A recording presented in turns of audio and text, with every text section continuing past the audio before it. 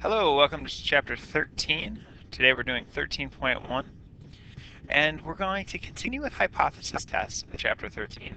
However, we're going to look at two sample hypothesis tests, two sample problems, rather than just having one sample.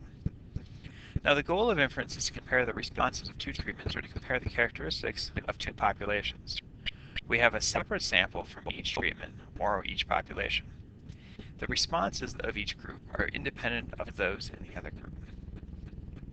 Now we're going to need a little bit new notation. It's not that much different than what you've been dealing with before. We're just going to have subscripts of 1 and 2 denoting whether it comes from the first population or the second population. So there's going to be two variables, two sample sizes that are n's, two means, two standard deviations for the population, two means for the statistic, x bars from your data, and S, 1 and 2, that's the standard deviation. Remember again, statistics come from your data, and parameters are from the population. So when we're looking at conditions for comparing the two means, we have to look at SRS, normality, and independence of each of those data sets. So it's twice the amount of work as doing one sample hypothesis test, for conditions anyway. SRS, we have two SRSs from two distinct populations. This allows us to generalize our findings. We measure the same variable for both samples. So if it's not an SRS, then we just have to make a statement or know that we're not going to be able to generalize to the population. Normality, both populations have to be normally distributed. In practice, it's enough to know that the distributions have similar shapes and that the data have no strong outliers. This means that the means and standard deviations of the population are unknown. Independence, the samples have to be independent. That is, one sample has no influence on the other. Paired observations violate independence, for example, when sampling without replacement from the two distinct populations. Each population must be at least 10 times as large as the corresponding sample size. All right. Now, the two sample Z statistic. Suppose that x bar 1 is the mean of SRS size n1 drawn from a normally distributed population with a mean mu of 1 and a standard deviation sigma of 1, and that x bar of 2 is the mean of an SRS of size n2 drawn from a normal distribution. The distributed population with a mean of mu2 and a standard deviation of sigma 2, then this is our equation. I should have just said this is our equation. Now, the only thing that's really different here is this is our standard deviation, our new standard error, I should say. We're just finding the difference of the mean of our statistic and subtracting it from the distance, or the difference of the means of the population. So we're still doing statistic minus population over standard error. So we're continuing the same pattern of statistic minus parameter over standard error. It just looks a little bit more complicated because you're dealing with two populations. Now, it's very rare that we'll know both the population mean and the population standard deviation. And if so, why would we be doing these tests? So usually we'll use T procedures instead of this. Now for T procedures, this is how we make a confidence interval. So for a confidence interval, this is what we would use. We'd subtract our two x bars, add or subtract our t star, times our standard error. This side over here is the standard error. So standard error times t star, and then whatever the difference of our data means is, we add it and subtract that to this value.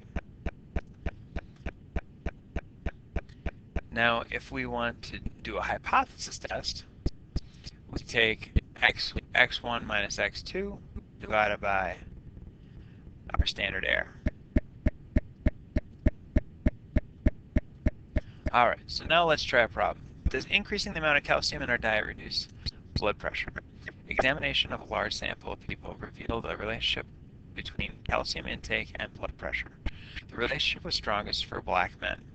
Such observational studies do not establish causation. Researchers therefore designed a randomized comparative experiment. The subjects in part of the experiment were 21 healthy black men. A randomly chosen group of 10 men received a calcium supplement for 12 weeks. The control group of 11 men received a placebo that looked identical. The experiment was double-blind. The response variable is the decrease in systolic blood pressure for a subject after 12 weeks in millimeters of mercury. The increase appears as a negative response. So take 1 to be the calcium group. So these people got calcium. Group 2 got the placebo. So this is the data from those two groups. Is there good evidence that the calcium decreases blood pressure for the entire population of healthy black men, more than the placebo? All right, so now let's look at the null hypothesis. The null hypothesis would be that the mean of calcium is going to equal the mean of placebo. So another way we could write this is mu of calcium minus mu of P is going to equal 0. Now if we look at our alternative hypothesis, we want to see if calcium decreases blood pressure. We want to see if this has a decrease in blood pressure. So it's said up here, an increase is a negative response. So so a 7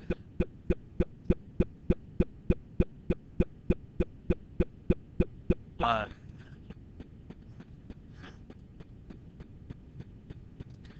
right, I actually paused it to reread it. It's good. I was a little embarrassed, and then I thought, hey, maybe this would be a good teaching moment, because as I was reading through the problem, I was thinking about other things, and I didn't really remember what those numbers represented. The response variable is the decrease in systolic blood pressure. So if we look here, this means it decreased 7. So this would be an increase of 4. So what we want to do is we want to see that our mean of calcium will have a greater decrease than our mean from the placebo. Or in other words, the mean of calcium minus the mean of a placebo, we want to be greater than 0. I just subtracted that mu on both sides. So now we want to define both of these parameters. Mu of C is the mean systolic blood pressure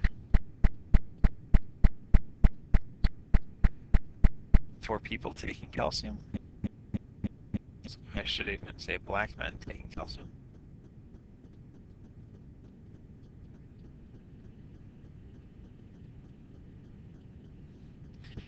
Mu of P is the mean systolic blood pressure for black men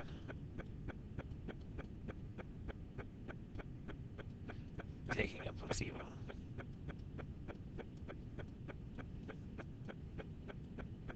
Alright, so now we look at conditions. Data does not come from an SRS, so we can't generalize to all black men. Now we want to check normality. So to check normality, what we have to do is graph. Hold on 1 minute. Alright, now what you should do is graph both of these. And we could just put them all on one graph. Looks like the bottom one looks like so, for the top one.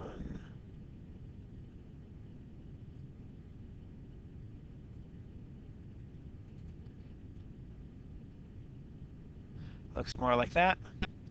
And we can say data is approximately normal.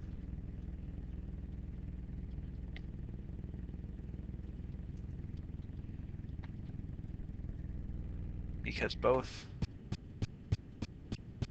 box plots are symmetric.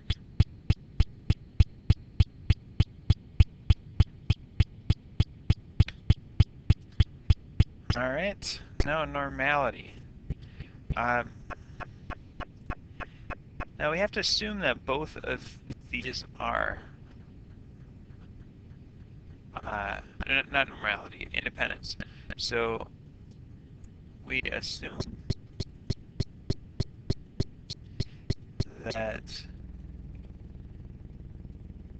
each group is independent.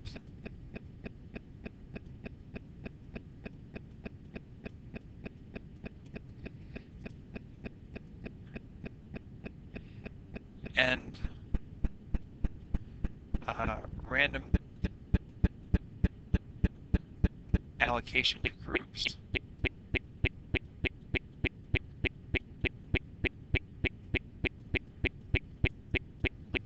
How sure is this? All right. So we have all of our conditions. Now let's look at the calculations. All right.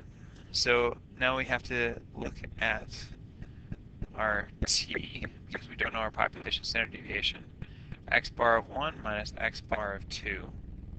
We're going to divide that by our standard error, which is s1 squared over n1 plus s2 squared over n2. So now let's look at these means and standard deviations. All right, I plugged these into my calculator. I have an x bar of 5 minus x2, which is negative 0.2727. Divide that by the square root of 8.7 squared over 10 plus 5.9 squared over 11. And when you divide this out, you get a t value of 1.6, roughly. And so if that's our t-score, t-value, our p-value is going to be equal to 0.064. All right, 0.064. Now this doesn't tell us at what level, so what we have to do is use the 0.05 level. So this is really close. So let's interpret.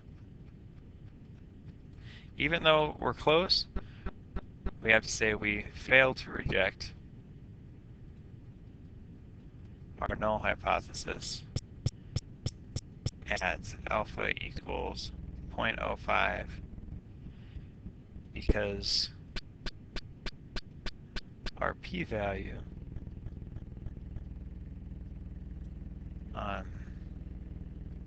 is 0.064. So our conclusion, we do not have evidence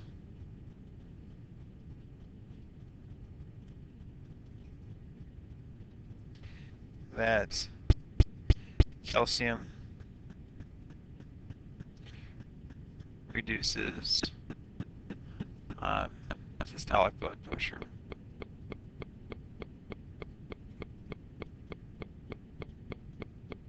In black men.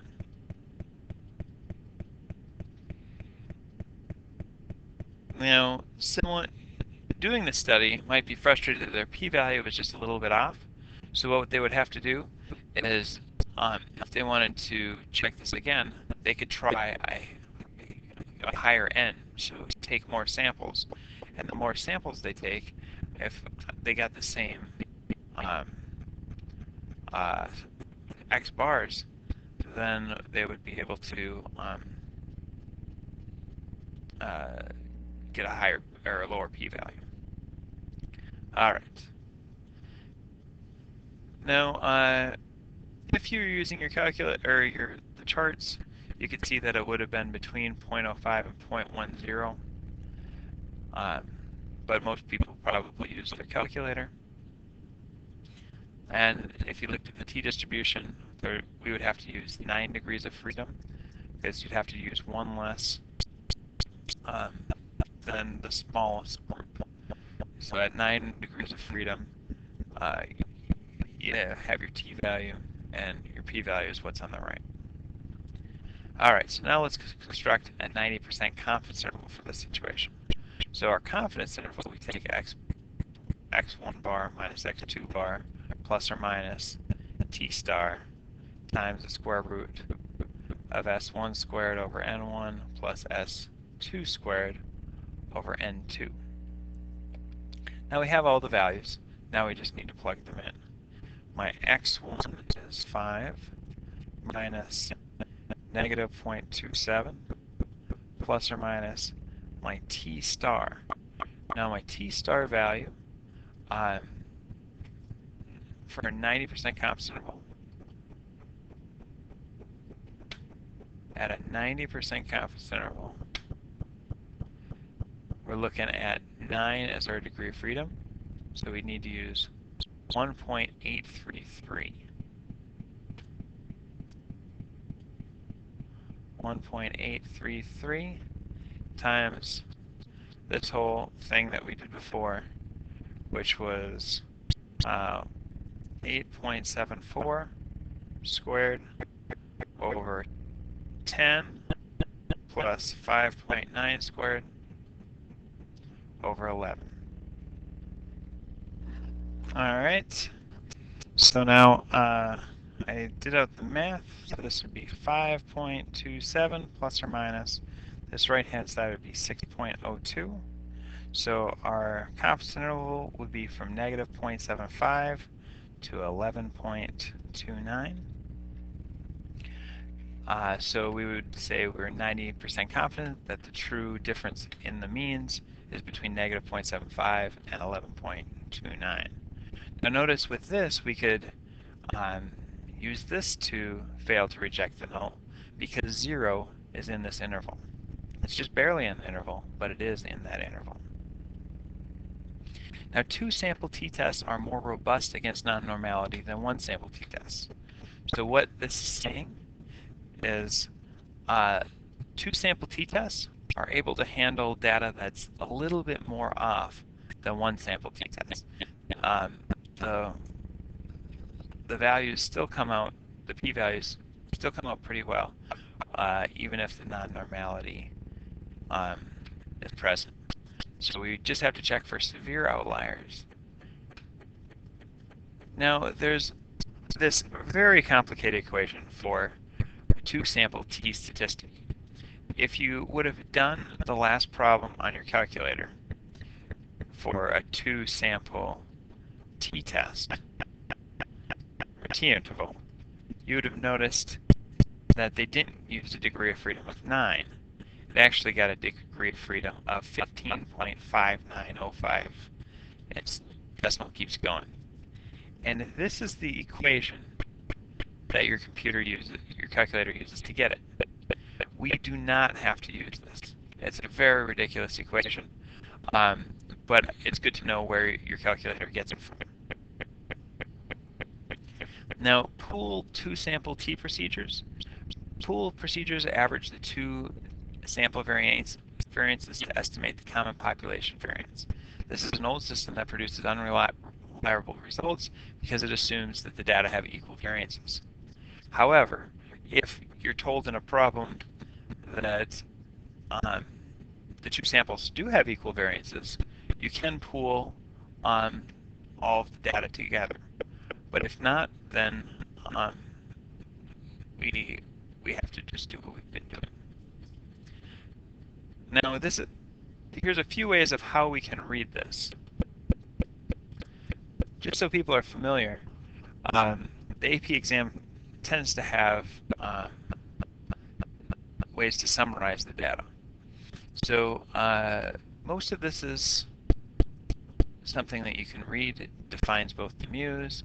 It says that it's the difference, and the null hypothesis is equal to, the alternative hypothesis is greater than. And then it finds our sample mean, our standard error, degree of freedom, and this degree of freedom is with the formula t-stat and then p-value. Now, if we want to use Minitab, it puts a variable in for each, and then it gives you the ends, gives you the means, gives you standard deviations, standard errors, and then it explains estimate for difference is 5.27. It gives you 95% lower end, 0.049, and it gives you a p-value, a t-value, and degree of freedom. All right, and here's Fathom. Fathom is just as easy. It should make pretty good sense on how to use it. All right, we have another example here. Poisoning by the pesticide DDT caused convulsions in humans and other mammals. Researchers seek to understand how the convulsions are caused. In a randomized comparative experiment, they compared 6 white rats poisoned with DDT with a control group of 6 unpoisoned rats. Electrical measurements of nerve activity are the main clue to the nature of DDT poisoning. When the nerve is stimulated, its electrical response shows a sharp spike followed by a much smaller second spike. The experiment found that the second spike is larger in rats fed DDT than in normal rats. This finding helped biologists understand how DDT poisoning works. The researchers measured the height of the second spike as a percentage of the first spike when a nerve in a rat's leg is stimulated. For poison rats, the results were here. For control group, it was here. Perform a significance test to find out if the DDT has a real effect. So pause this video and go through this the best you can. All right. Now our null, hopefully you've gone through this whole problem. Our null hypothesis, the mu is equal to the mu of normal, and our alternative is that the mu of DDT is not equal to the mu of normal. So hopefully you looked at the SRS and you'll see that that they were not SRSs. It's just they randomize, there was randomization, but the rats didn't come from a random group. Normality, if you look at both populations, there's no evidence of any outliers or strong skewness, and so we can say both populations are normal. And independence, because there was random assignments, the researchers could treat the two groups as independent. Now, when you do out the calculations, the t-value, hopefully you got, was 2.99, and a p-value, hopefully you got as 0.0247. So in interpretation, you should say that we reject the null hypothesis, and we have fairly good evidence that the mean for DDT is different than the mean for a normal population in rats. Now here are some ways to synthesize the data. This is with Crunch It, I believe. Yep, Crunch It, and this was Fathom. You have the means, it shows the differences. You have your sample mean, standard error, degree of freedom, t-stat, and p-value. And for Fathom, it shows you two groups, and we're using unpooled because the two variances we don't know are equal. They can also write it like this. Say that the variable is the spike, and you have your ends, your means, your standard deviations, standard errors. If it's unequal variances, you use this. If it's equal variances, you use that. And we're going to assume that they're unequal because it doesn't say anything about the variances being equal. So down here, it's for pooled data. All right, here are your homework problems for tonight. Good luck.